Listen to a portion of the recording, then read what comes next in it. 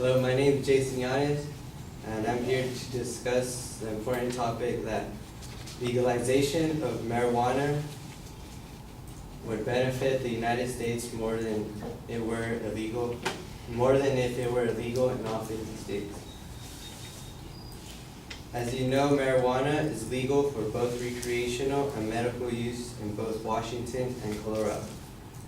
As you know, marijuana is widely consumed plant used for medical purposes and recreational purposes. I believe people should have the choice to legally either want to smoke or consume a natural herb. There are many reasons why the legalization of marijuana would benefit the United States.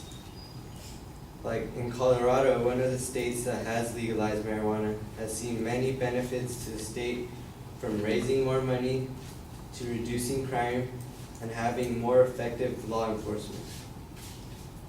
One of my secondary claims is that legalization would help reduce the national debt in the United States.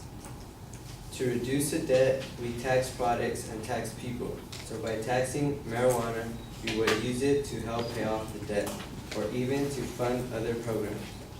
Like for example, according to the Drug Policy Agency, an estimated annual revenue that California would raise if it taxed and regulated the sale of marijuana would be $1,400,000,000, which is a significant amount of money to help pay off the debt.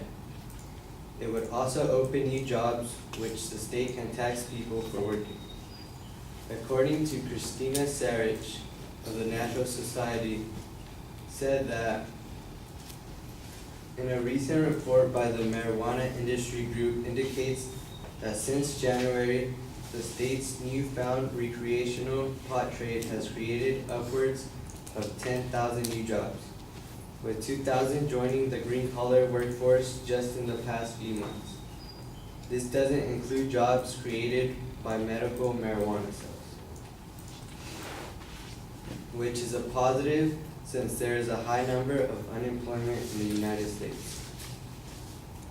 Another secondary claim is that legalization helps reduce crime rate and less drug trafficking.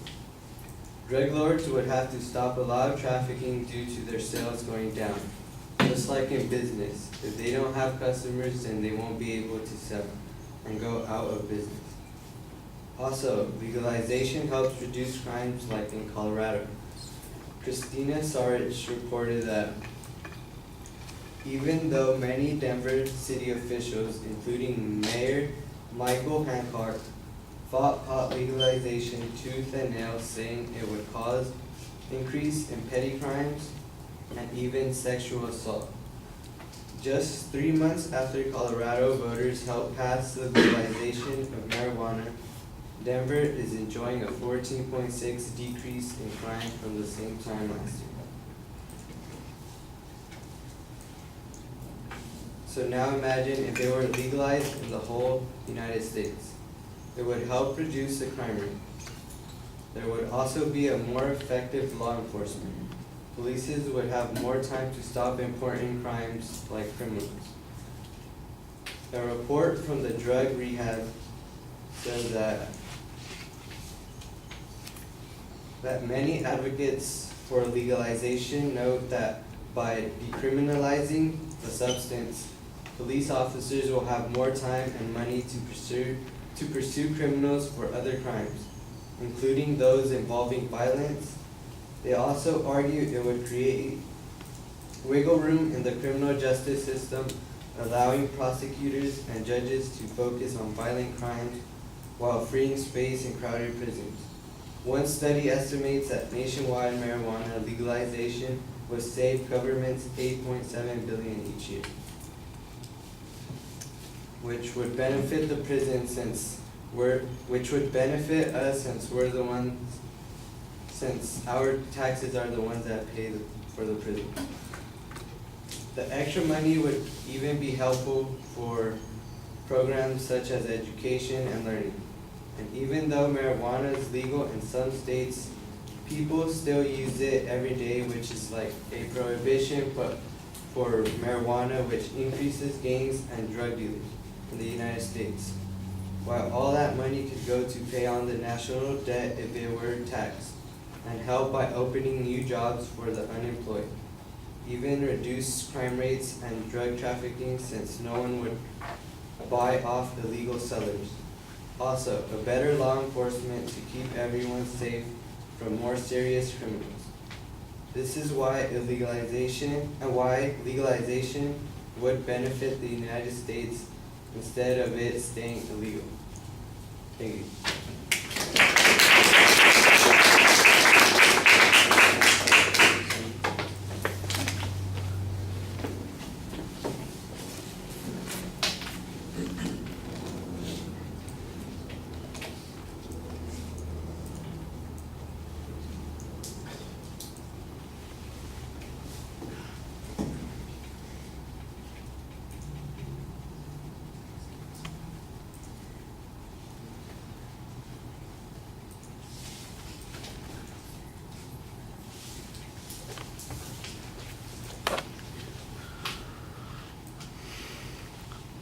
All right, Jason, you identified the proposition. The phrasing on it is a little complicated.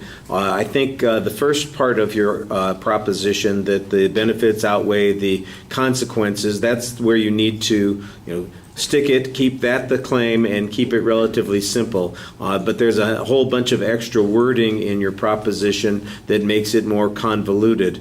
And then you get into this discussion that you believe that people should have a choice, which introduces a secondary issue that's value-based. You end up not really developing it, so it probably doesn't need to be there in the beginning of the speech. You list a whole bunch of issues at the beginning of the speech, but it doesn't really sound like it's a preview, and there's not a particular structure when you were citing these kinds of things. It seems like you randomly come up with a piece of data and then present that data. It doesn't really sound like a plan, although I can see that there is some division between the ideas being presented here. I don't think that you are doing enough to make it clear to the people that are listening to your argument how these ideas both are distinct from one another, but also how they're connected to each other. And an organizational structure will help people listen more closely to what you're talking about. So I think that's a pretty important deficiency in the presentation. The data that you had on revenues, I think, it's both good and problematic. The data about the amount of money that could be raised in California, $1.4 billion, that sounds nice. And then there's not really any reference to how much money has been raised in those states where it has been made legal already. You do have a jobs argument that comes up a little bit later. And then there's another argument down below that says that we'd save money basically on law enforcement issues. So maybe that would be money that you could add to that pool. The idea of fixing the national debt, I think, is, if that's our real goal, we're in big trouble, because I'm afraid $20 billion, $100 billion ain't going to fix it. We spend $100 billion the first month of the year in debt. So, maybe we would slow the national debt down by 30 days, but I'm not sure that you're going to be able to address it by legalizing marijuana. I do think that there are other arguments to be made. For instance, that localities are often struggling for cash, that this would be a source of cash for states and local governments to fund some projects like law enforcement issues that they have difficulty with. You mentioned a couple of things about spending time on particular issues when you talked about decriminalization. I think there could probably be some argument there. The citation of evidence is really inconsistent. I didn't really hear a lot of sources. I did hear at the beginning there were a couple of sources that you cited, but I think you needed to be more consistent about that, because after that first section, I didn't really hear any sources being given a specific citation.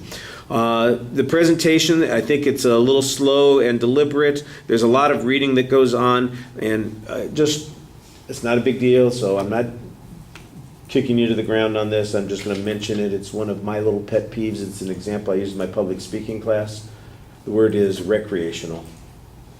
Okay, recreational is when God makes the planet over.